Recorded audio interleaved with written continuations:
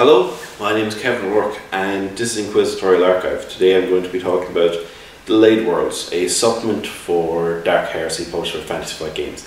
This focuses in on the mechanicus, and it's one of their later supplements, which I've got my opinions on the later supplements, so I tried to come up with a fresh perspective in this book.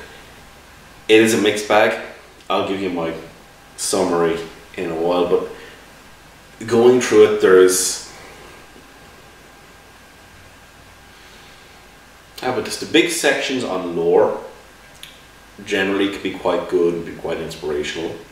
I think those are actually good. The artwork is beautiful, and once more, one of the things I'm thankful for when Fantasy Flight Games took over, generally speaking, not entirely, but generally speaking, they've been very good for getting new artwork. Games Workshop is really bad for recycling artwork. If I sit down and look at one of the Space Marine codexes, I flip through it and I see 90% of the artwork I recognise. It's not new.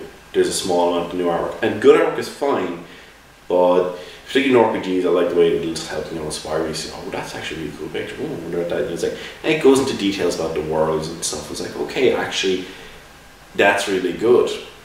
But when we get down to nitty gritty of the rules and things, well, that's where unfortunately things start to not be so great. I'll take a look at one or two of the alternate ranks. The Crimson Guard I love the idea of these guys. They're really fantastic in regards to, it's basically this idea of a elite's force of Skitarii made by the Calixian Mechanicus. After a particular, it keeps into the background they're exposing here with just some of the eras that have existed before in the Calixis sector, that they had erected the Iron Wall or the Iron Curtain, if there's something like that, but they had cut themselves off from the rest of the Calixis sector. By and large, they didn't get involved in military actions with Mechanicus forces for quite some time. And I think one of the cool things is it does go into details about the Titan Legion in the Calixis sector, and what it's up to, what it has done before. And so I need the Forge Worlds that are there, like why I think I'm not Maccabeus Quintus, but there's Opus Macarius. Yeah, Opus Macarius. Why Opus Macarius is called Opus Macarius, with the idea that the Titan Legion, which is stationed in the Calixis sector, actually went off on Lord Solar Macarius' crusade. So when they came back, the Mechanicus named the world after Lord Solar Macarius, which links into the wider 40k background. So I was like, okay, that's cool. I actually really like that. But one of the things, it's not the big, by no means the biggest thing that I have a gripe with in this book. We'll get to that one. I'm pretty sure you'll be able to tell. The Crimson Guard augments the Guardsman class, and what it does is it changes what the advances are for. It changes how the stats advance for the Guardsman, and it gives them an alternate rank for first rank. That's pretty cool. But the equipment that gives for free is really good. They're getting a suit of equivalent to Stormtrooper Carapace, except for actually better because it's lighter, I believe. And they have a really good knife, which I think does it's got like a penetration 4 or 5, does 1d5 plus 3 damage. And I just have this, and I think it's built in, and they've got a goddamn laser rifle, which is, I think it's 1d10 plus 5 damage penetration. It was tearing. And if your game is going to have a Sister Battle standing beside him, and you're using the Blood of Martyr Sister Battle, who has her power armor just straight off the bat and stuff, it's certain games could work. I just think that you getting Stormtrooper Carapace starting off, if you're just using this character for like an Ascension character or a much further on character, that's fine. But starting from bog standard rank 1, you've got like the preacher's just going to be looking and going, what? The guardsmen stand there and flat. The guardsman, in the core work, guardsman is king of the equipment. It's like starting off, he's got his flak armor, he can have like a las gun or an auto gun, and he's just gonna completely outclass by this guy. This guy's like 2 extra points of armor. His weapon's got tearing, it's got much higher penetration. It's pretty nuts. One of the alternate ranks I do like the idea of 190 is the Cult of the Pure Form. It's basically this radical, it's one of the things in here that isn't, a lot of the stuff here is obviously for Mechanicus characters, or to make the characters more Mechanicus bent. They've got like this Mechanicus tech assassin kind of type guy, which is kind of cool, like some Mechanicus' own trained assassins, and they've got some other cool little spins and things. Well, the ones that really stuck at me, I really like the idea of the Cult of the Pure Form, that it's this radical ecclesiarchy group, version of the Imperial Creed, that reject bionics, they reject, and they're very anti-Adeptus Mechanicus, and at one stage of their background in the Calixtus sector, they were banned. However, a lot of the high up in the ecclesiarchy, they're not, they're the rule of heresy, because they're causing too much trouble for Adeptus Mechanicus. They're not as overt as they used to be, but they're slowly building up their power base, and they have a lot of sympathy with some of the cardinals, it suggests. But if you take this class, they believe in, like, you know, you should get vac chromes even if they don't work as well and things like that.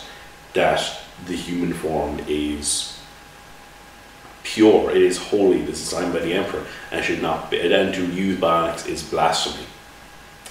And they have a thing for if you actually want to become one of these guys and you have bionics, they will remove them, you get some, and you actually get penalties and different things, but they do have a, like, they'll have these vac chrome things which can help kind of replace you. But you can actually gain fate points from going into this class. Which I think could be abused, so James should be wearing that one, but I do like the idea of these guys, different things. And then there's the Lathe Masters, which is a modification for Forge World Scum, where you're one of these guys, you're a panel beater for spaceships, you work in their giant factories, you've been genetically augmented. Grand. Fine. So they're a bit good for like the talents you can get out of it. You can get stuff that's letting you re-roll to avoid damage from toxins and things, because, oh, you've been genetically modified. Like, that's a great excuse to do whatever you want, I suppose. But one thing that really, really, really annoys me is the equipment that gets dirty off.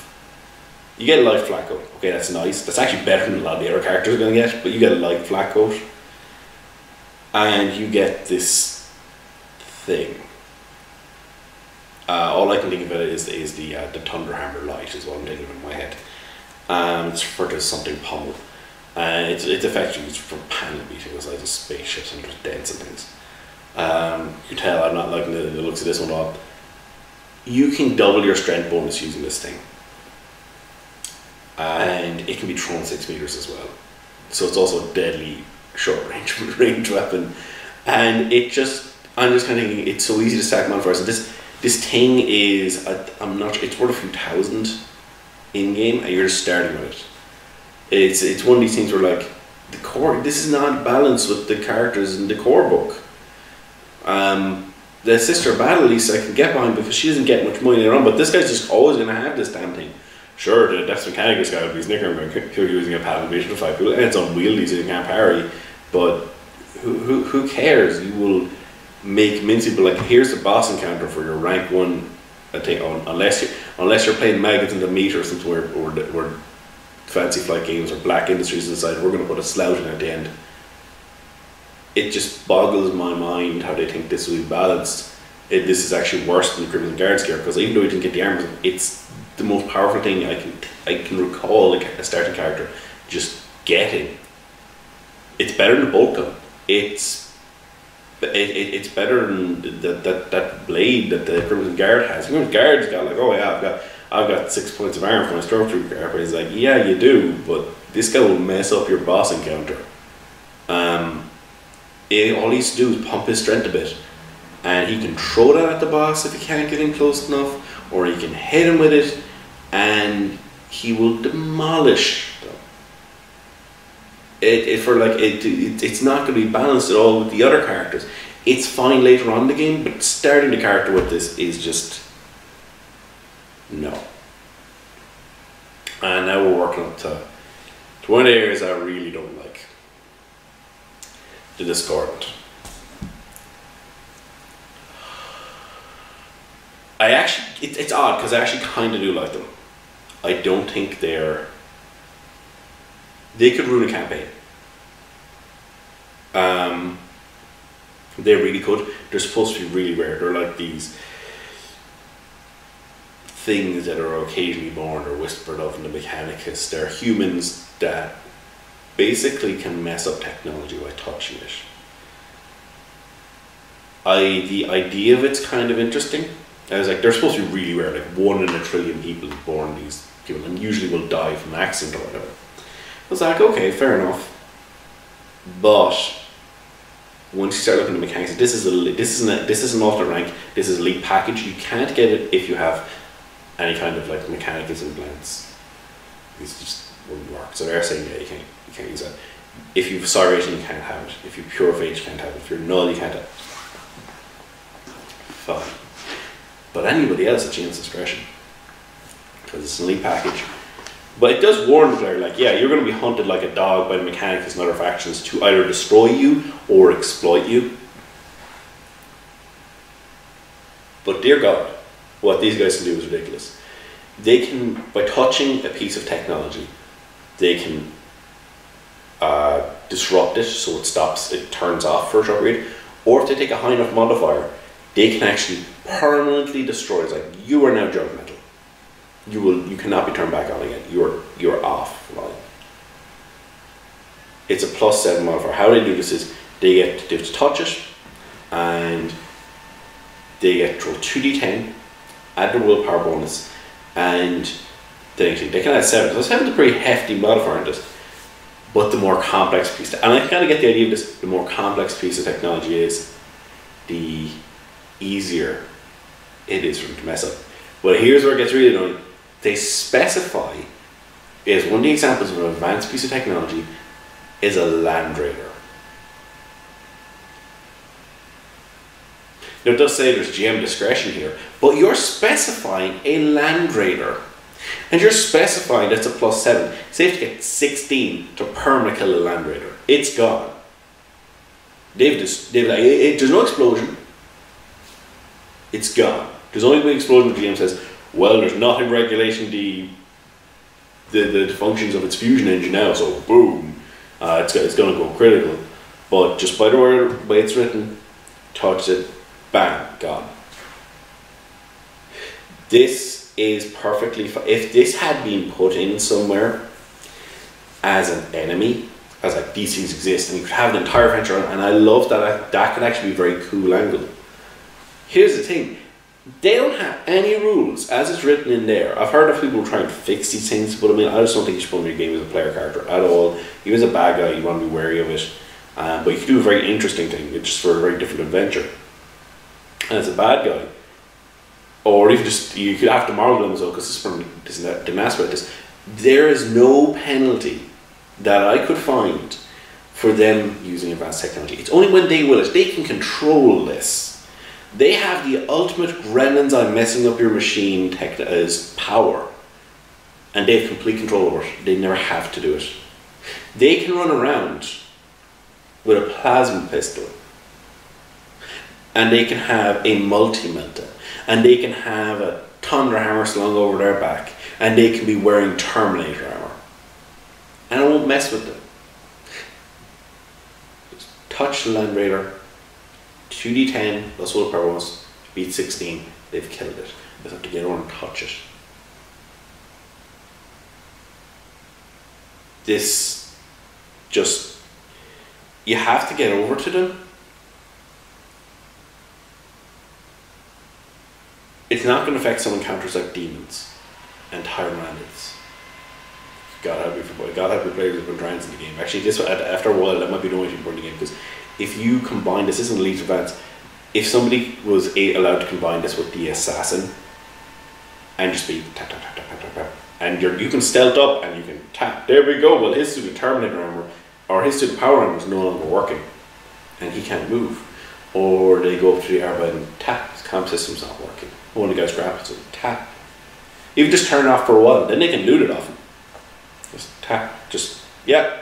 The more advanced it is, the easier to take down. So the higher level your campaign is, if you're fighting some technological stuff, that character will mess up your campaign. Like I said, I don't mind the idea of this guy being used as a bad guy effectively. You need to put some interesting moral quandaries and stuff like that. But just the way that they have it in there, the rules is there written. A friend of mine said, well, he would basically go, and I think it was kind of the way they're implying it. They don't actually have it written down, but looking at the picture, I think the artist who drew the picture saw the short, because it's really bizarre, because in the picture, they've got a woman, I think it's a woman anyway, it's just blades all over her, like in boots and across the back and different things, and on the hips and stuff. And it has like an auspex swing your hand, has an auspex, and there's like green electricity arcing out, and it's like, oh dear, it's breaking. There's nothing in the rules for that. You can put them in. I was basically saying to a friend of mine was suggesting that if he ever allowed it in, you would only get a it would work all the time. You cannot turn off. I think it's that it's a touch thing. It's not even affecting your allies. So you just stand there like, yeah, I got my allies to get me a Lathe Forged power sword, or sorry, a Lathe Forged sword, or actually you didn't worry about the Lathe Forge, which is like, get me a mono sword, get me some carapace armor, let's do this, and you can't mess with it. They will destroy you. They will mess with your shit. And I just, the amount of trouble that kind of character can cause in the game. I know you can have tech priests with them. You can have, people can do stuff with different skills, but just the fact that you just bam, you have it, and if you just pump up your willpower with a certain class, like a cleric or something, great for this, you just pump up your willpower and stuff. It's as it's written. It is a campaign destroying thing if you let it in my mind. You could do some interesting stuff with it, I can see it, and if you modified the rules with it, I can see it working. It's just, you can't have any tech heavy bad guys unless they're flying around in a jump pack. You just will not let this guy get near them. Because with a touch, and the more advanced it is, and what are you going to do? Send a bunch of guys with like bows at them? It's a primitive weapon. The way Dark Heresy rules are written, it's going to bounce off them. That's immune to it. But a lot of, like, cause that's too simple. But like a lasgun's harder for them to work on. The difficulty starts at like 14. So if you want to knock that, that's actually relatively, like, I mean, taking out the Land Raider is relatively difficult. But you can just stand there slapping it all day, and you're going to take it out, and it's dead. That's a Land Raider. They're specifically saying Land Raider. That's what really just boggles my mind. You've thought about them using this on Land Raiders. It does say there's James discretion with this stuff, and I'd be using a hell of a lot of discretion, because as it's written, this thing just ain't gonna work. Anyway, to summarize, a lot of the rules that they've put in here, I don't like. I don't like how they've handled it at all with the rules. But some very interesting concepts, like the Discordant, who I absolutely loathe the idea of allowing one as a player character, because I wouldn't have a bunch of these running around screwing with the players going, oh, remember that plasma gun you saved up for ages to get? Oh, it's not working anymore because he tapped it. Because even if he was like, one would be fine. Even if you put him as a recurring villain or something, or he's some foil, or you could read that, like, that he's not, he or she doesn't want to be doing this, that they're being made, they're being used as a weapon to mess with different things. And it has some interesting concepts and things. Would I encourage people to invest in it? No. The Lathe Worlds, it's got a lot of what I refer to as player pandering, where they just bring these, oh, look at this, it's awesome, you should buy the book so your GM will let you play it. But it's not awesome. It's unbalanced. That's what I don't like. And it does have some interesting stuff in the background areas. I love some different Mechanicus held worlds and space stations they detail, and I've used those for, after looking over the thing, it inspired me one or two things. But should you invest the kind of money they're asking for? No. Unless you're going to do a Mechanicus heavy game that would, like, if you decide to do, I'm going to use Dark Heresy or Rogue Trader or whatever, I'm going to do a game where the players are an explorator fleet, or it's all about politics in the Forge World, which could be a fantastic game, then yes, pick it up. It's going to give you so much stuff you can use resources there. And on that front, it's got some great lore and stuff. It's got some beautiful pictures. and it details the power structure and mechanics in the Calixtus sector as it's done. But unless you're doing a game that like really heavily focused on the mechanics, or you see it at a really heavy discount, like if I saw it going for €10, I'd buy it. You know, I looked at a friend's copy. Unless I see it going cheap, I'd still be happy to get it as a present, because like I said, the lore stuff's cool, but I'm not going to invest. I'm not going to invest like the 20 or 30 quid they're going to be looking for it. €10, I'd buy it. Unless I see it coming down to that price range, no.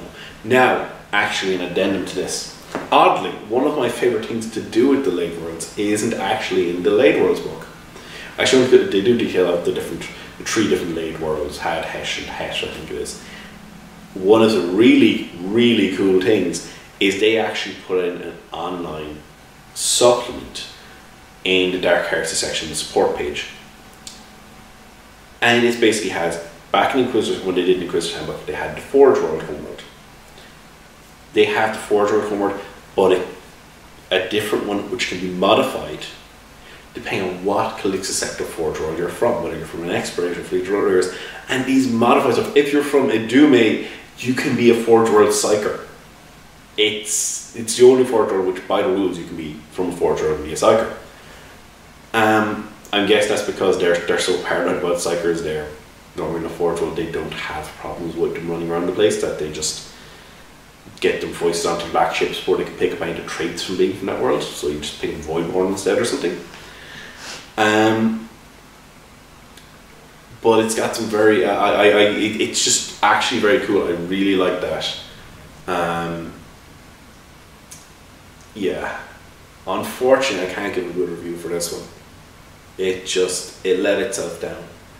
It had potential for a lot more, but particularly when it came to the rules, they took their eye off the ball. They stopped thinking of semblance of bats. Like, I can see other Crimson Guard's weapons and stuff would be that cool, because they're meant to be like elites guitar group. It's like, okay, that's cool. But you're saying a player can get this stuff from just rank 1. Right. No. It's not balanced with the rank 1 other character's gear, unless, as I said, you're running over a game where everyone's playing a Crimson Guard and another character is playing a Sister of Battle, like that level of gear. But compared to some of the core book, it's just way better.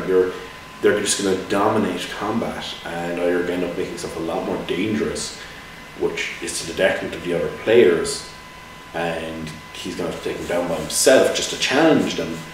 Or you're going to have a situation where it's balanced really towards more of the other players, and he's just going to just whitewash it. But that's a short-term problem with him. I do like the idea of the Crimson Guard. I do like stuff. I've put them in as NPCs in the game before, after getting the chance to look through it. Oh, actually, these are kind of, there's a lot of cool lore stuff. Anyway, I'll leave it there. I'll see you again next time. Goodbye.